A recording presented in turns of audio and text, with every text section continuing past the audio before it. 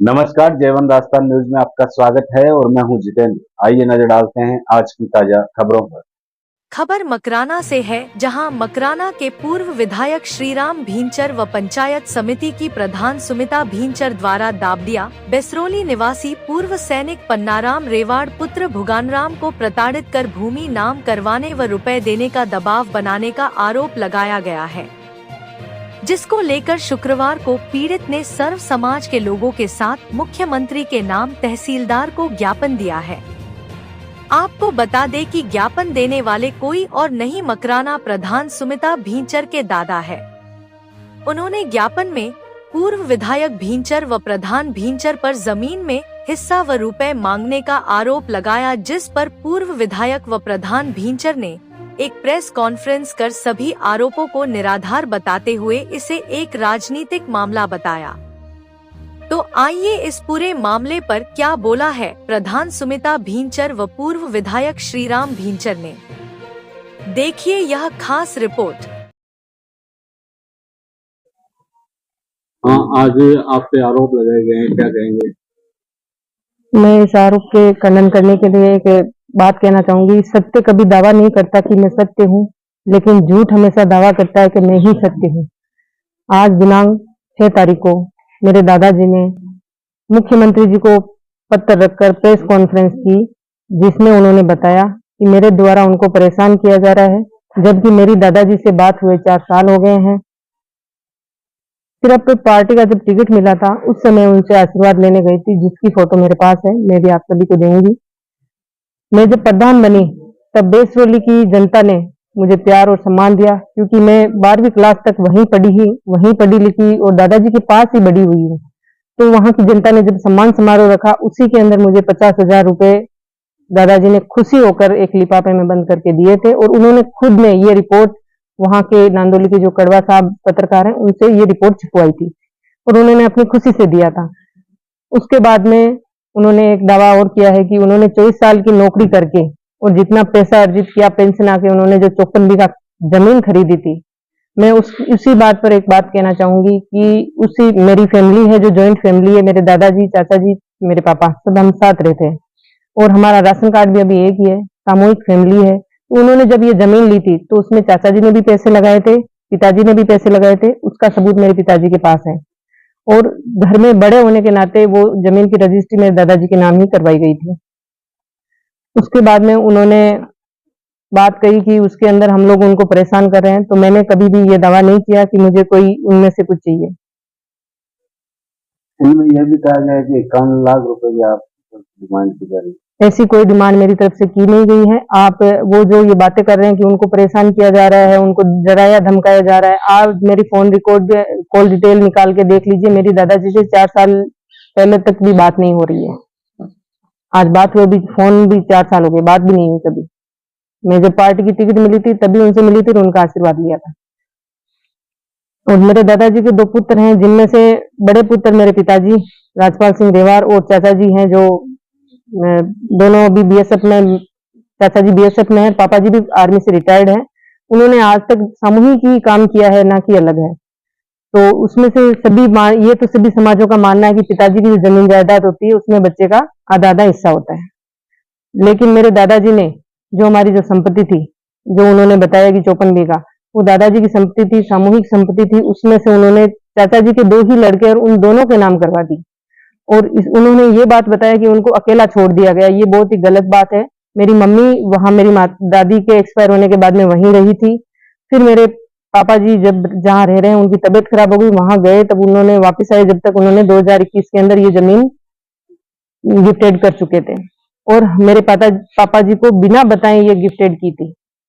इसलिए हमने इसका विरोध किया था मेरे पापा जी ने, और आज तक मैंने मेरे नाम से कोई भी शिकायत मेरे दादाजी के खिलाफ नहीं की है। अगर कोई कागज बोलता है तो आप सब उस चीज को सबूत के सामने पेश कीजिए। इस प्रकार की फालतू बातें कर लोगों को गुमराह और भ्रमित कर जनता के अंदर मेरे को बदनाम करने की कोशिश की जा रही है, जिसके अंदर आज आप सभी देख ही रहे हैं कि जो वीडियो आज चल रहा है उसके अंदर बैकग्राउंड में जो लोग हैं, मेरे दादाजी को मोहरा बनाया जा रहा है। मेरे दादाजी बहुत बढ़िया है, मेरे लिए सम्मानीय है।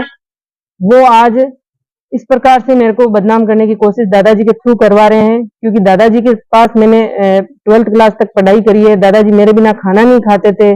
जब मैं सब्जी नहीं खाया करती थी तो वो मेरे को गुड़ के साथ रोटी खाने की सलाह दिया करते थे। मैं नहीं मानती कि दादाजी इस प्रकार मेरे ऊपर आक्षेप लगा सकते हैं। उनको किसी ने भ्रमित किया है, उनका माइंड सेट किया गया है, और माइंड सेट करने वाले लोग वीडियो में पीछे खड़े हैं।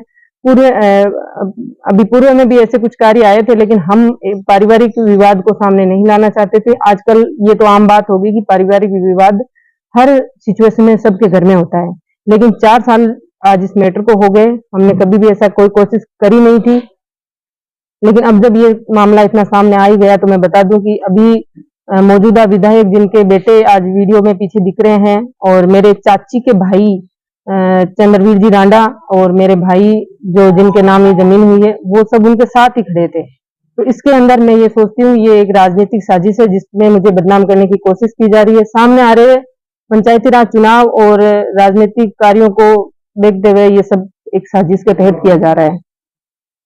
मेरे ससुर जी ने उनसे पैसे मांगे, उस पैसे की वजह से मेरी दादी माँ का हार्ट अटैक से दौरा हो गया। तो मैं इसका खंडन इसलिए कर रही हूँ कि जब मेरी दादी एक्सपायर हुए थे तब मैं मेरे पिताजी के पास गई हुई थी अजमेर बांदर सिंदरी, और वहां हमें किसी ने सूचना नहीं दी कि आपकी दादी का निधन हो गया है। तो जो गांव में पड़ोसी इकट्ठे हुए रात को, उनमें से किसी ने कॉल करके बताया कि आपकी माँ नहीं रही है। तो हम रात को वहां से भाग के आए। दादाजी ने, चाचा जी के बच्चों ने, किसी ने हमें ये नहीं बताया। अब उनकी मौत हुई कैसे, ये भी हमारे लिए एक राज की कहानी है। उसको याद कर हमें आज भी इस चीज का पछतावा है कि हमारी दादी जब एक्सपायर हुई हम उनके पास नहीं रहे, और ये एक राज ही बना हुआ है अभी तक। तो चला है, और जिसको मैंने देखा भी है, उसके अंदर मेरी जो पुत्र वधू है सुमिता बिचर जो प्रधान है, इनके दादाजी ने जो है मुख्यमंत्री जी को एक पत्र लिख करके, और उसमें मेरे पर यह आरोप लगाया गया है कि मुझे जो है श्री राम बिचर और सुमिता बिचर जो है मुझे वो परेशान कर रहे हैं। इस जमीन वो बता रहे हैं कि ये जमीन मैंने जो है 24 साल तक जो है वो अपने इसकी फौज की नौकरी करके मैंने जो पैसा कमाया है, उससे पैसे में से मैंने ये जमीन खरीदी है।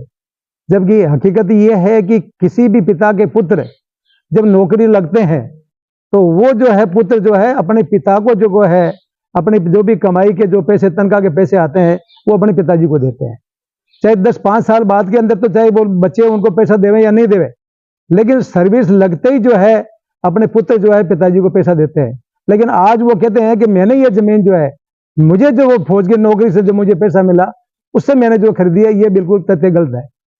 जो भी संपत्ति पिता की होती है उसके अंदर उनके जो इतने पुत्र या पुत्र का नहीं है, लेकिन इन्होंने जो है ये जो 54 बीघा जमीन जो खरीद की बात की है, ये उनके पुत्रों के द्वारा जो तनख्वाह को पैसा मिला उसमें से जो है ये खरीदी गई है। और फिर उन्होंने सबसे बड़ी जो गलती की कि उनका जो बड़ा लड़का है राजपाल सिंह रेवाड़, उनकी कोई इस बात की जानकारी नहीं है, न उनसे कोई सलाह ली गई है। और उन्होंने जो है उनके छोटे पुत्र नरेंद्र सिंह के 2 बच्चे उनके नाम से कर दी। अगर वही करते हैं तो या तो अपने पुत्र के नाम करते, लेकिन उन्होंने जो है अपने बच्चे के 2 पुत्र है उनके नाम से जो ये ज़मीन कर दी। और ज़मीन करने के बाद के अंदर फिर उसके बाद के जो बड़ा पुत्र है, अब जब उनको जब कोई हिस्सा नहीं मिला तो ये हकीकत सही है कि जो भी परिवार के अंदर जो होता है अगर उसको अपना हिस्सा नहीं मिलता तो उसके बाद में जो भी उसमें कानूनी कार्रवाई या प्रक्रिया जो होती है वो अपनाते हैं। तो ये जो विवाद जो ज़मीन का है ये उनके पन्नाराम जी रेवाड़ और इनके जो राजपाल सिंह रेवाड़ है उनका मामला है अंदरूनी। मेरा इसमें कोई लेन देन नहीं है, वो जाने उनका काम जाने। अब वो आज बात करते हैं कि मुझे वो डरा रहे हैं, धमका रहे हैं। मेरे घर पे आए और मेरे घर पे आकर के उन्होंने 21 लाख रुपए मांगे। जब इनके पिता और पुत्र के जब विवाद हुआ उसके बाद के अंदर न तो मैं उनके आज तक घर पे गया, और उनकी जो बेरसोली के अंदर दुकान है उस दुकान के सामने से मैं 2-4 दिन से हमेशा गाँव के अंदर जाता हूँ, निकलता हूँ, लेकिन मैंने कभी आज तक उनसे रामासामी भी नहीं की पाती है। तो ये जो मेरे पे जो आरोप लगा रहे हैं ये बिल्कुल निराधार है। मैं तो न तो उनके कभी घर पे गया न उनके दुकान पे गया। वो डराने धमकाने की जो बात कर रहे हैं वो बिल्कुल निराधार है। वो खाली मुझे जो है इसमें बदनाम करने की बात कर रहे हैं। ये रहा सवाल जमीन कुर्क का, तो ये जमीन कुर्क का मामला जो है 2021 से चल रहा है इनके, आज का नहीं है, 2021 है। और अगर मैं आज कुर्क कराता तो मैं तो आज दिन तक एमएलए भी रहा हूँ, आगे प्रधान भी रहा हूँ, लगातार इतने 35 साल से लगातार राजनीति के अंदर हूँ। तो मैं अगर इसको कराता तो 2021 के अंदर भी करवा सकता था, 22 में भी करा सकता था, 23 में करा सकता था। या आज सुमिता बिचड़ जो प्रधान बनी है, इनको 4 साल हो गए।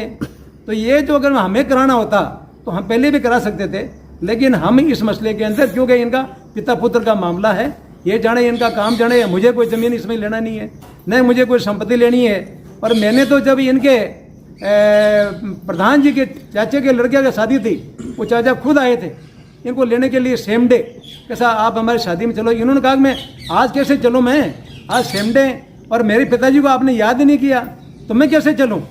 तो हमने तो उनको ये कहा था कि भाई हमको आपको ये हो कि ये संपत्ति मुझे चाहिए तो मैं तो स्टाम्प पे लिख के दे दूँ। इन्होंने कहा कि मैं स्टाम्प पे लिख के दूँ। 20 जने आए थे कम से कम, एक नहीं 20 जने, उनके सामने हमने कहा कि ये हमें नहीं चाहिए, ये तो इन्हीं को चाहिए, ये जाने इनका काम जाने, ये परिवार का मसला है, इसमें मुझे कोई लेन देन नहीं है। तो ये मामला जो है सिर्फ राजनीतिक मसला है, राजनीति में मुझे बदनाम करने की बात कर रहे हैं। आज आप देख रही होगी वीडियो वगैरह, उसके अंदर देख लिए कौन कौन से लोग हैं इसके अंदर हैं। एक प्रेजेंट एमएलए जाकर हुसैन जी का लड़का उनके साथ में, उनका क्या लेन देना ये बताइए आप। परिवार का सदस्य हो सकता है, चंद्रवीर रांडा है जगह, उसका कोई लेन देन भी नहीं है, क्या मतलब है उनको बात ये। लेकिन ये लोग इनको गुमराह करके और सिर्फ हमें बदनाम करने के लिए, क्योंकि 5-6 महीने बाद में, 5-7 महीने बाद में पंचायत राज के चुनाव आ रहे हैं। तो चुनाव के अंदर ये सोचते हैं कि ऐसा वीडियो हम जारी करेंगे तो जनता के अंदर एक इस तरह का मैसेज आएगा कि इतने बुजुर्ग आदमी को ये तो डरा रहे हैं, धमका रहे हैं, मारने की जो धमकियां दे रहे हैं ये गलत दे रहे हैं। तो ये सिर्फ साजिश है राजनीति के अंदर हमें बदनाम करने के लिए। ये चुनाव को देखते हुए इस तरह का प्रखंड आगे कर रहे हैं जो गलत हैं, इसलिए मैं इसको बिल्कुल गलत समझता हूँ, बिल्कुल निराधार समझता हूँ। और जितने भी उन्होंने वीडियो के अंदर अपनी बातें कही है उनको मैं खारिज करता हूँ।